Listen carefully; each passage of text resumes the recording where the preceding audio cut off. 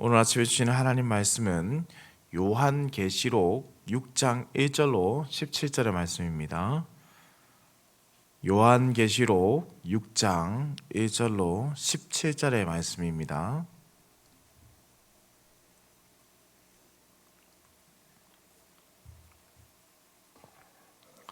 함께 한 목소리를 합독해서 봉독하도록 하겠습니다. 내가 보매 어린 양이 7인 중에 하나를 떼시는데 그때 내가 들으니 네 생물 중에 하나가 우레소리 같이 말하되 오라 하기로, 이에 내가 보니 흰 말이 있는데 그 탄 자가 활을 가졌고 면류관을 받고 나아가서 이기고 또 이기려고 하더라. 둘째 인을 떼실 때에 내가 들으니 둘째 생물이 말하되 오라 하니, 이에 다른 붉은 말이 나오더라. 그 탄 자가 허락을 받아 땅에서 화평을 제하여 버리며 서로 죽이게 하고 또 큰 칼을 받았더라. 셋째 인을 떼실 때에 내가 들으니 셋째 생물이 말하되 오라 하기로, 내가 보니 검은 말이 나오는데 그 탄 자가 손에 저울을 가졌더라. 내가 내 생물 사이로부터 나는 듯한 음성을 들으니 이르되, 한 데나리온에 밀 한 되요 한 데나리온에 보리석 되로다. 또 감람류와 포도주는 해치지 말라 하더라.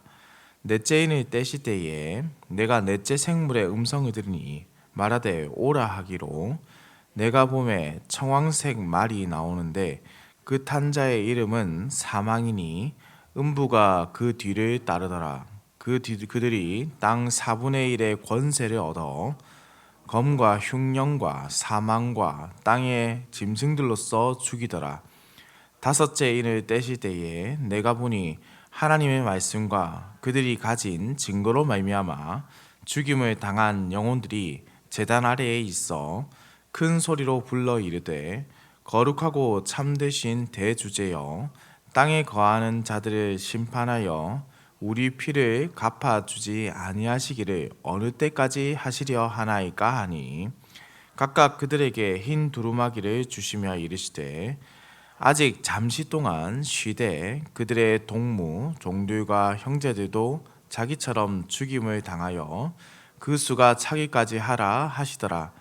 내가 보니 여섯째 인을 떼실 때에 큰 지진이 나며 해가 검은 털로 짠 상복같이 검어지고 달은 온통 피같이 되며 하늘의 별들이 무화과 나무가 대풍에 흔들려 설익은 열매가 떨어지는 것 같이 땅에 떨어지며, 하늘은 두루마기가 말리는 것 같이 떠나가고 각 산과 섬이 제자리에서 옮겨지매, 땅의 임금들과 왕족들과 장군들과 부자들과 강한 자들과 모든 종과 자유인이 굴과 산들의 바위 틈에 숨어 산들과 바위에게 말하되, 우리 위에 떨어져 보좌에 앉으신 이의 얼굴에서와 그 어린 양의 진노에서 우리를 가리라.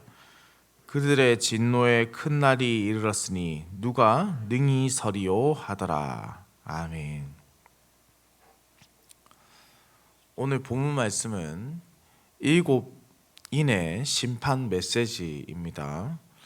처음 4인은 성도들을 연단시키고 믿지 않는 자들을 벌하기 위해서 내려지는 것으로, 결국 모든 천지 만물의 참 권세자이신 하나님의 그 손을 결코 그 누구도 피할 수 없다라는 것을 알려주시는데, 그리스도께서 구속과 그리고 공의로운 심판이라는 그 목적을 달성하기 위해 일으키시는 이름을 그 중심에 두고 말씀을 주시는데, 이것은 계시의 말씀입니다.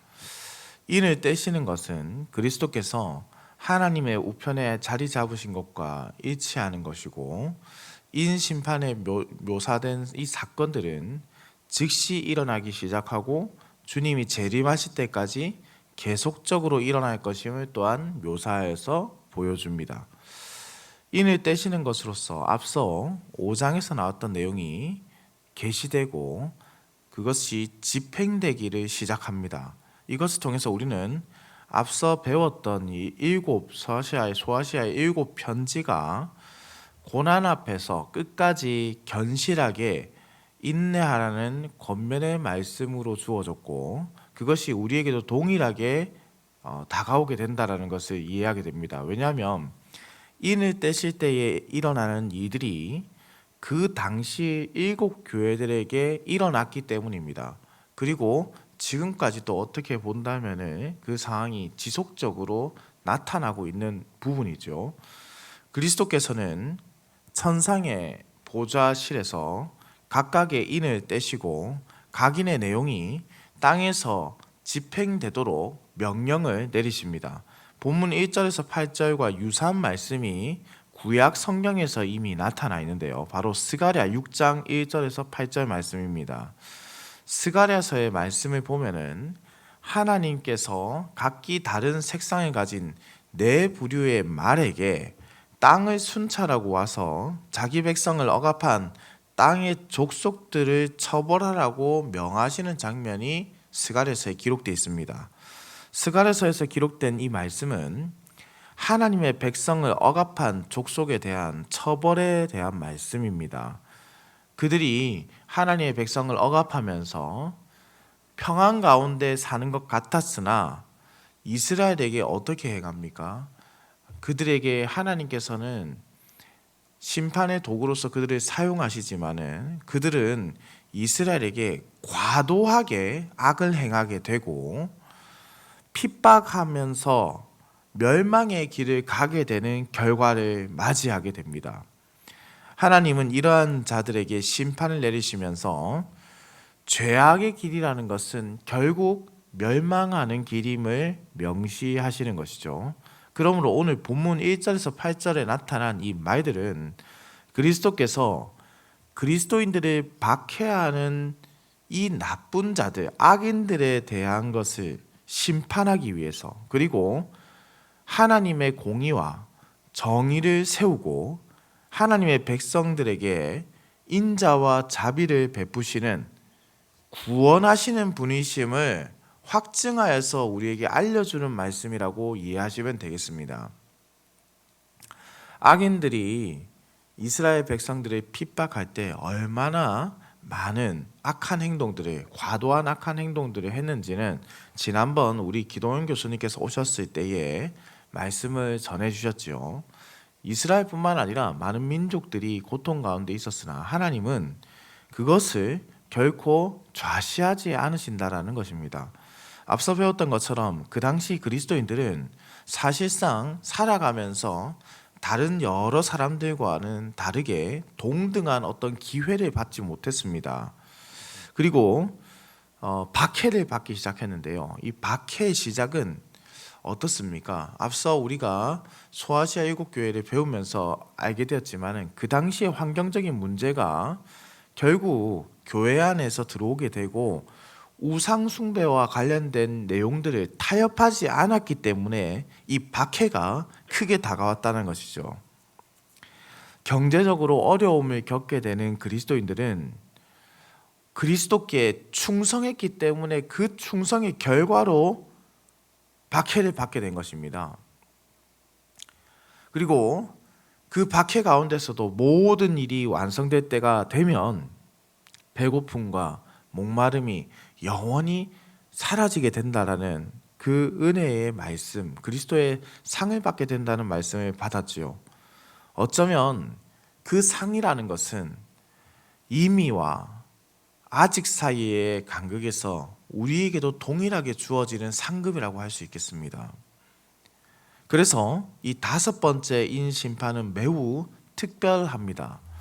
이 심판은 죽임을 당하고 영광 속에 들어간 성도들의 고난에 대한 그 모습을, 반응을 묘사하는 장면이기 때문에 그렇습니다.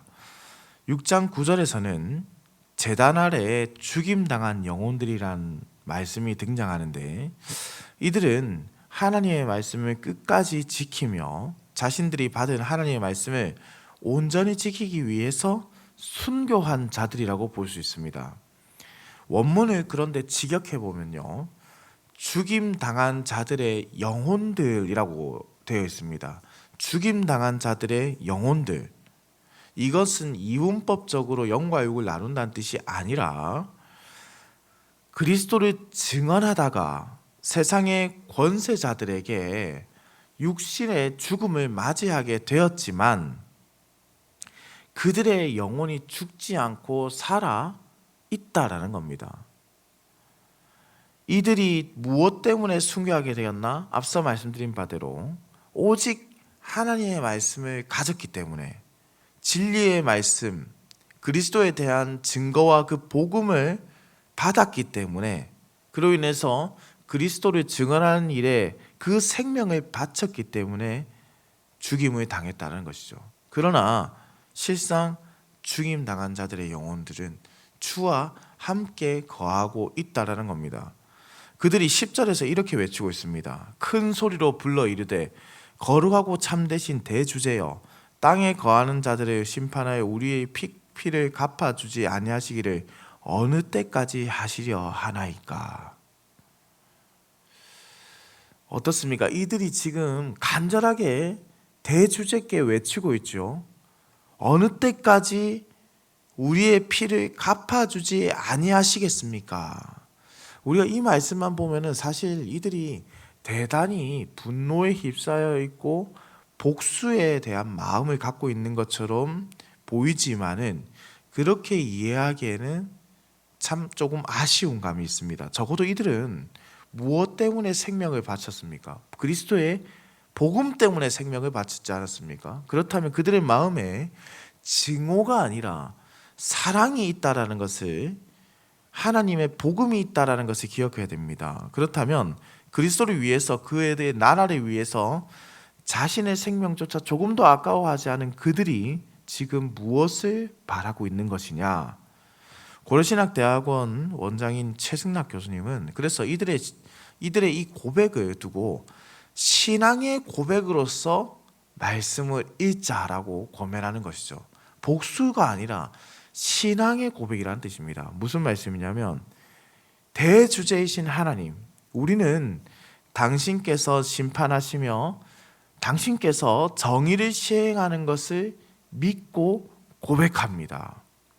당신의 때에 그 일을 하실 것을 우리가 잘 알고 있지만은 어느 때 그 일을 하실 것인지요. 세상의 권세자들이 최종적인 승리를 가져가는 것이 아니며 그들이 주권자가 되지 못한다는 그 사실을 아는 자가 대주제이신 주께 고백하는 것이죠. 우리가 고난 가운데서 주의 정의와 공의를 바라며 그 일을 간절히 외치는 그 외침의 신앙 고백이 일어나야 한다는 뜻입니다. 단순한 복수를 위해서 하나님의 이름을 부르는 것이 아니라 온 세상의 창조주신 살아계신 하나님의 그 영광과 그 이름을 위해서 살아간다면 우리는 그것이 온 땅에 선포될 것을 믿기 때문에 그것을 또한 간구하면서 우리의 생명조차 아끼지 아니하며 하나님께 드릴 수 있는 것이죠. 하나님의 영광을, 하나님의 구원을, 하나님의 공의와 심판을 이 땅 가운데 나타내 주십시오. 왜냐하면 그것이 나의 복수 때문이 아니라 살아계신 하나님의 그 이름 때문입니다. 그리고 그것을 반드시 행하실 것을 우리가 믿습니다. 이거라는 것이죠. 여섯째 인을 떼실 때에 전례 없던 자연의 변화가 일어납니다. 하늘이 갈라지고 산과 섬들이 요동을 칩니다. 영원할 것 같았던 모든 것들이 하나님 앞에서 영원하지 않고 우리의 삶에 영원히 주어질 것 같았던 모든 것들의 기반이 흔들리고 있습니다. 마찬가지로 자신들의 지위가 어떻습니까? 영원할 것 같았던 그들이, 그 열왕들이 세상의 참 주권자이시자 권세자이신 하나님 앞에서 무너지게 된다는 겁니다. 본문 16절의 말씀입니다. 산들과 바위에게 말하되 우리 위에 떨어져 보좌에 앉으신 이의 얼굴에서와 그 어린 양의 진노에서 우리를 가리라. 우리가 이 말씀을 보면은 좀 이상하게 여겨지지 않습니까? 산들과 바위가 지금 어디에 떨어지길 바라냐면 자신의 머리 위에 떨어지기를 바라고 있다는 겁니다. 산들과 바위가 자신의 머리 위에 떨어진다는 것은 그들이 죽음을 맞이할 수 있다는 것이죠. 그런데 왜 그들이 산들과 바위가 자신의 머리에 떨어지기를 간구하고 있을까요? 이는 그 죽음보다 두려워할 어떤 것이 있기 때문입니다. 죽음보다 두려운 것, 바로 보좌에 앉으신 하나님의 얼굴이죠. 진노의 얼굴, 하나님의 그 진노의 얼굴을 피하고 싶은 자의 두려운 고백입니다. 17절은 그 이유를 명확히 하죠. 그들의 진노의 큰 날이 이르렀으니 누가 능히 서리요 하더라. 아무도 능히 설 수 없기 때문에, 아무도 세상의 참 대주제이신 하나님 앞에서 당당히 설 수 없기 때문에, 세상의 권세자들은 자신들의 참혹한 죄 앞에서 아무것도 할 수 없고 그것을 두려움에 떨 수밖에 없기 때문에 그런 무력한 존재로서 하나님의 얼굴을 맞이해야 합니다. 그 얼굴을 맞이하는 것이 너무나 두렵기 때문에 능히 설 수 없는 그날이 그들에게 임할 것이다. 이는 세상의 권세자라고 해서 결코 피해갈 수 없다라는 것이죠. 오직 하나님만이 모든 것을 참 심판하실 것이다. 그날에 그들이 두려움에 떨며 여호와의 얼굴을 피하고자 할 것이다 라고 말씀합니다. 사랑하는 흥덕강산교회 성도님들, 우리는 어려움과 아픔과 고통과 고난의 길을 걸어가는 지금의 현실을 살아갑니다.